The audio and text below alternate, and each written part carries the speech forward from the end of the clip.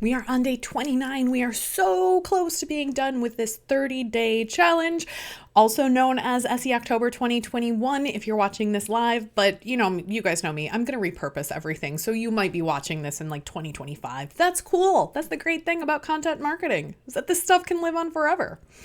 The question I'm going to answer today in one of our final videos in this series is, when should I actually start doing SEO?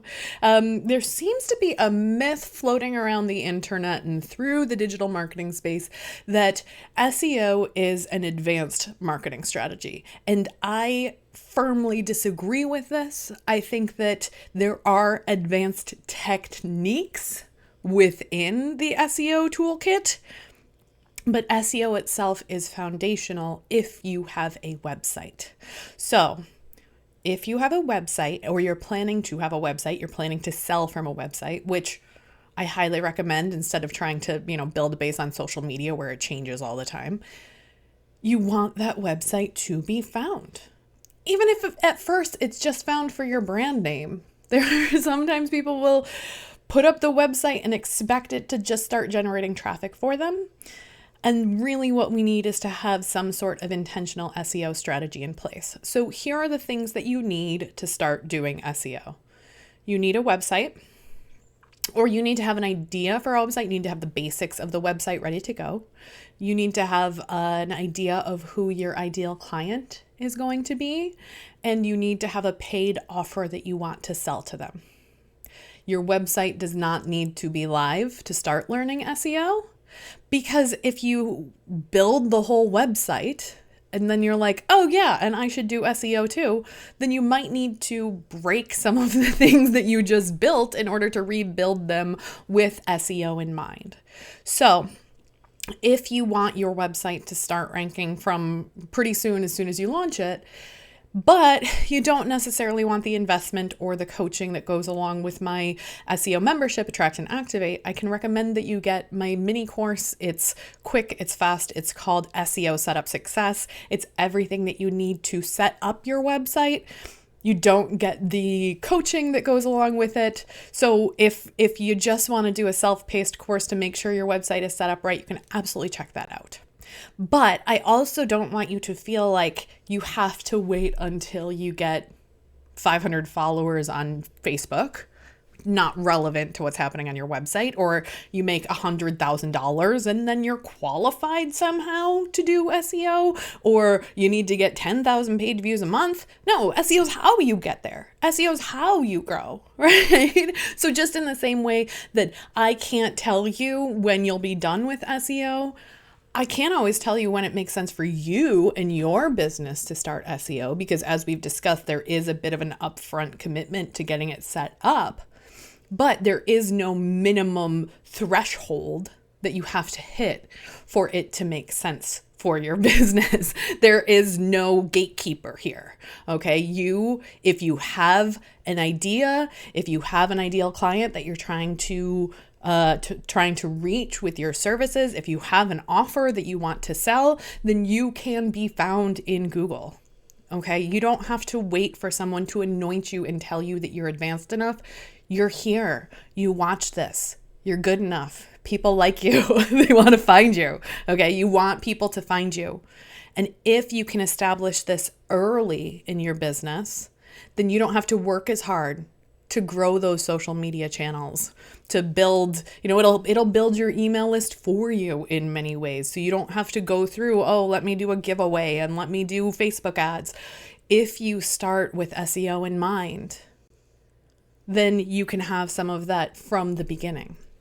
If you already have an established website, if you already have done some of these things for a long time, or you've been around for a while but have been hesitant to dip your toe into this pool, then now is a great time for it, right? It's kind of one of those, like, the best time to plant a tree was 20 years ago. Well, yeah, but the second best time is today, right? So if you have already had a website for a while, you may already have keywords that you're ranking for. You may already have that wonderful situation of people coming to you and filling out your contact form and dragging that little drop down that says I found you on Google. Those are like the best 5 words in the English language as far as I'm concerned. I found you on Google.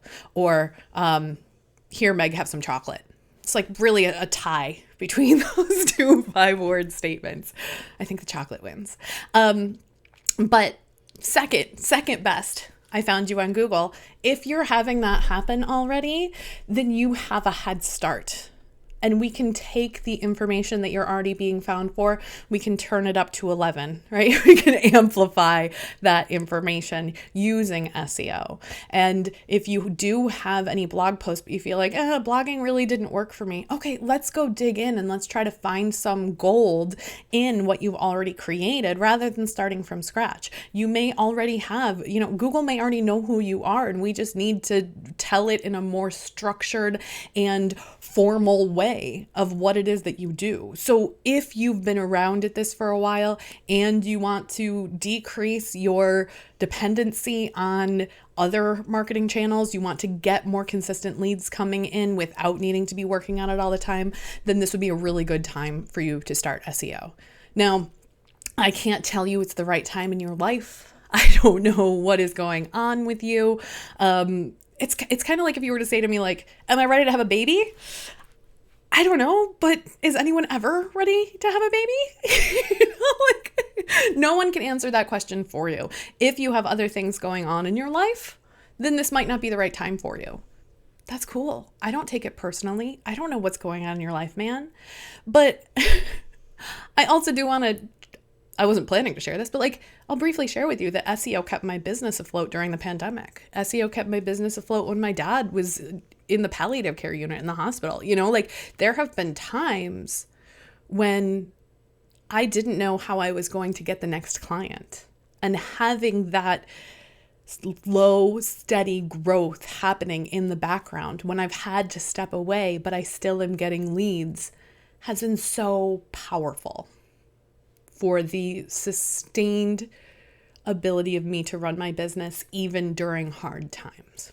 Through 2 pregnancies, losing a parent, moving twice, freaking homeschooling a kid during the pandemic.